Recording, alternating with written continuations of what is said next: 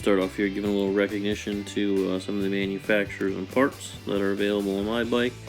We've got Corilla rods, CP pistons, Cometa gaskets, Worldwide bearings. We use VP race fuel in this bike. We got Dan Daffner at Axtel cylinders, Zippers performance products, Redshift camshafts. All these products are readily available. This is stuff I use in my bike, and hope you use them as well. What's up, everyone? Welcome back. Happy New Year to all. I hope everyone had a great New Year's and we didn't get partied up too much. Eat that pork and sauerkraut. It's a good luck thing. That's what my wife made us do. Here today, checking run out on a crankshaft that's installed in a set of cases that a friend of mine had brought over. Possibly put in one of his race bikes, maybe not. This is just a rough estimate on a rough way of checking it, I should say. There's a few that could possibly be more accurate, but this gives you a good idea whether to say it's junk or it's not junk. I'm no expert by any means. This is the way I do it, just to make a judgment call. A final decision would be done at a shop with maybe some more precise instruments. There's plenty of shops out there that can do it for you. GMS, A1, Andy Simon, all great guys. They all do great work. My particular crankshaft in my bike was brand new from S&S, and it got Corilla rods done on it right away, and it went to GMS, and I couldn't be happier. Those guys, Greg Dahl, Steve, all those guys up there did a great job. Mine's been in my bike now for 3 seasons, and it's seen as high as 9,000 RPM, and it's been regularly 8,000 RPM with shifts and launches and all that kind of stuff. And like I said, it's been together, it's been solid. There was a point in time where I had something come loose in my windage tray system, and it locked up the oil pump, so it ran actually with no oil in it for a little while. And I was able to catch it and pull it all apart, clean everything out, check it all out, measure it. Spoke to Greg about it, and we put it back in, and it's been great. No issues whatsoever. This here is a 2000-2003. My stuff that I run in my bike is from 91 to 99. With that S&S crank, I'll explain some differences as we get going on here, and hopefully kind of shed a little light on what things are going on there with those parts and pieces. Again, I'm no expert on it. There's plenty of guys out there that do better, know more than me, do more than me. This is just kind of a rough deal to give me an idea of what needs to be done. So check it out, check out the rest of the video, and please like, comment, subscribe. I'm just trying to get this thing going. Hopefully it becomes something bigger. I can get out to some more events and get some more footage of my bike, let alone some other bikes that are out there. And well, thanks. Hope everybody has a happy New Year. So this is the 91 through 99 bolt together crankshaft, and this is what we were saying, that it's a bolt together setup. It literally has a pin that goes through the connecting rods, and it has these nuts on either side, and that's what kind of pinches the pin and holds that all together. So now, as you see on this crankshaft here, it has the keyway on the end here. Now if you get the older 86 to 90, the 4 speeds, they use a 5 or 6 tooth type pinion here, which is available on the aftermarket S&S cranks, and the S&S crank is what I use in my bike Miser, along with the Corilla rods and things like that. So back to this project over here,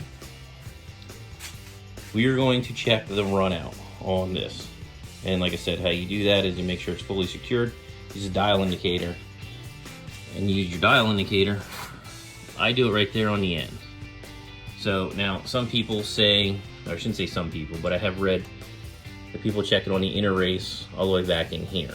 Well, that's kind of tough for me to get in there. I'm sure you can, there's run out tools and stuff available for that. I'm just using the standard dial indicator setup on a stand there.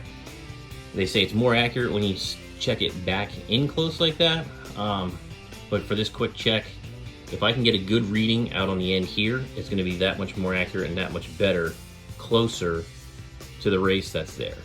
Now, if you also take a look there, the gear that's farther back, that one there is going to be the oil pump gear.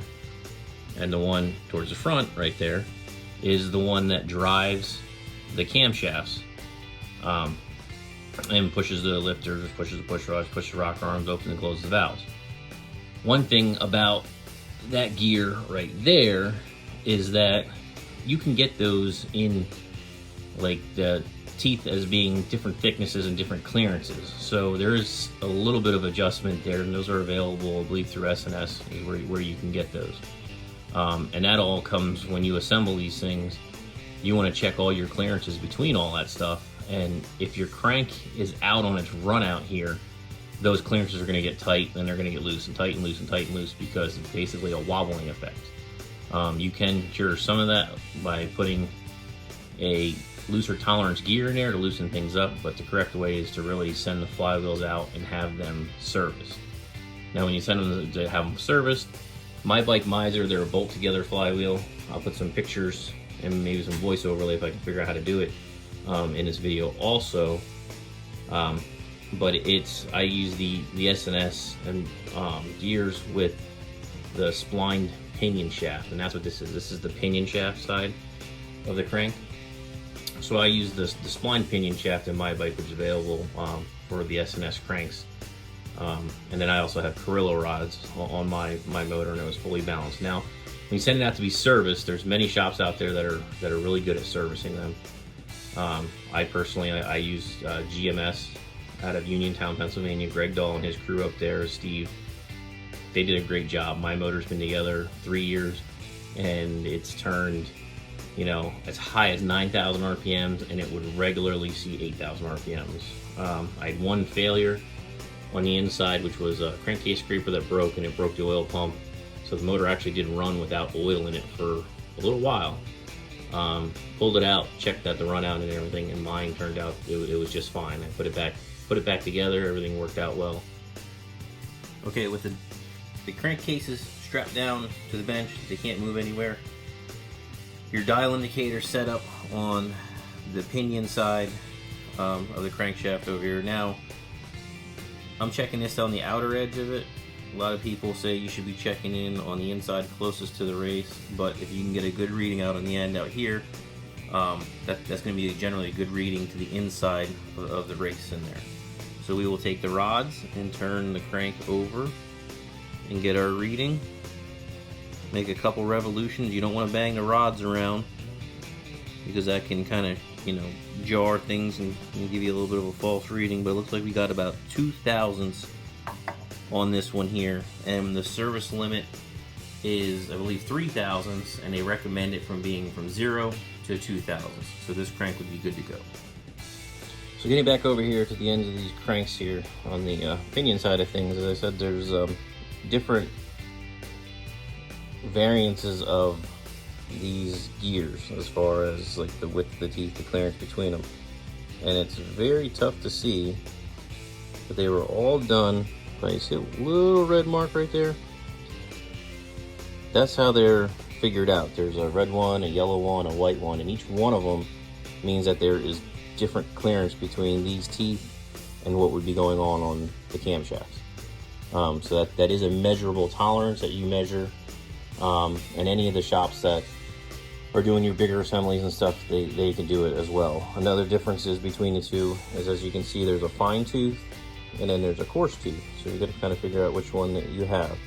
One of the big problems with this type of crankshaft is this keyway will actually shear itself off, and then the keyway is also in here. This is your oil pump gear, and it'll just spin freely. The motor will quit running because it's not going to turn the camshaft, it's not going to turn the ignition, all that stuff. So one thing that people were doing is putting a bronze gear in out of like the Buells. They did that on, I believe, like 07 up, something like that, Buells. People were putting those in, and they were meshing a little better. But one trick is when you're racing is some of the guys are going back to the steel gear, and then they would slide the steel gear back on,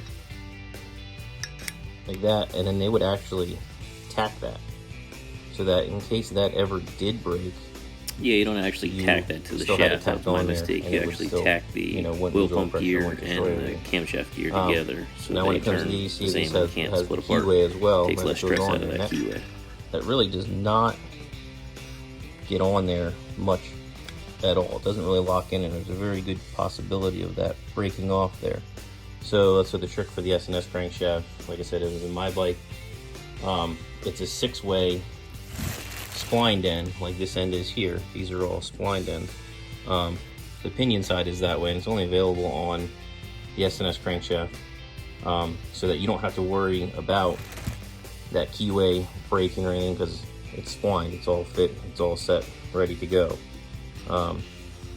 These are fully serviceable. Take these out, pull the crank pin out, and you have roller bearings that are down inside down there, and they're totally fully replaceable and serviceable.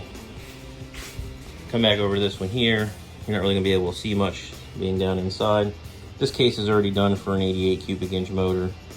It was bought this way, but these, they are serviceable. You find some people that want to service them, and then there's some people that say no, they won't touch them because it's a press fit design, and then you plug it and then you weld it. Pretty common area on that there. But that's about it. Let's check and run out here on a buddy of mine's crankshaft, and judging by the way it looks like it went about 2/1000 out. So I don't know what exactly he wants to do with it. If it was going back into a stock bike or even just a street bike or whatever, run it, no big deal. Something you might want to change is if you're running a lot of RPM. I mean, you'll pull this thing apart and you would have it serviced and have everything balanced to the piston weights and bob weights and all that kind of stuff if you're going to do it on a racing application. But in general, it's a good runner, and he could use it. So thanks for checking it out, and we'll catch you later. Here in these pictures, this is a picture of the S&S crankshaft that's in my bike. You see the pinion shaft there, how it is a splined end. This is done on the aftermarket S&S crank and the 4-speed cranks.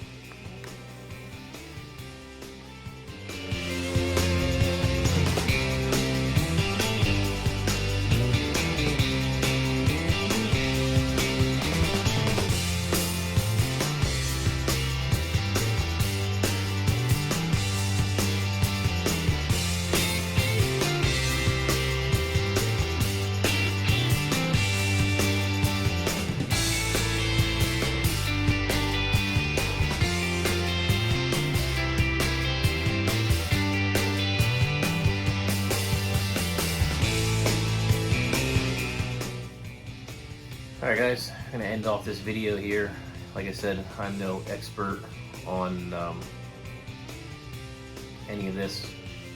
This is just some of the procedures that I've gone through to check things that have been explained to me, things that I've read have been explained by other people. Like I said, hopefully you enjoyed the content. It's something a little different. Please like, subscribe, comment, let me know what you think. Let me know if you got questions on what I showed you, questions about things in my bike, and maybe you have some suggestions on things that I could change and do different that might be easier, better. But hit that like button, hit that subscribe button, and we'll see you around for the next one. Thank you.